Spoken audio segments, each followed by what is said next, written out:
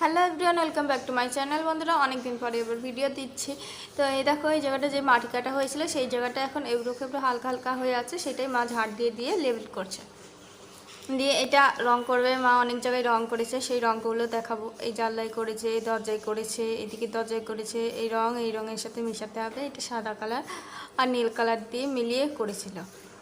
দিয়ে দেখাবো তোমাদেরকে। এই দেখো, রংটা হয়ে গেছে জানলায়। এখন এই রুটি, সিঙ্গাড়া আর এই সবজিটা খাওয়া হবে।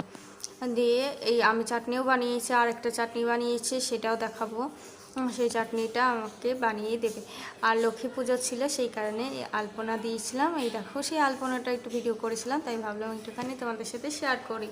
তো বেশ ভালোই হয়েছে না? এই দেখো, আমার মা সেই চাটনিটা বানাচ্ছে। তোমাদেরকে বলেছিলাম না, আমার মা একটা চাটনি বানাবে, তো বানাচ্ছে। এই দেখো, এটা কিসের চাটনি বলো তো? এটা তেঁতুলের চাটনি। বেশ ভালো লাগে এটা খেতে।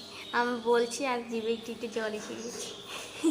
তো লেবু কেটে দিয়েছি, লেবু খেয়েছি, এটাও খেয়েছি। তবে এই দুটো ভিডিও একটু আগের।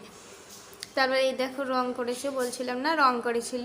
এই দেখো, বেশ সুন্দর লাগছে না দেখতে? দূর থেকে দেখলে আরও ভালো লাগছে। ওই গেটটাও বেশ সুন্দর লেগেছে। বাইরে থেকে ফটো তুলেছিলাম, দেখাবো খানি। আর এই যে এই দেখো সে ফটোটা, আর এদিকে মা তৈরি করে ফ্রিজে রেখে দিয়েছে। এই দেখো, যে একটুখানি খেয়ে দেখেছিলাম, বেশ ভালোই হয়েছিল। এটা আমি নিয়ে যাব।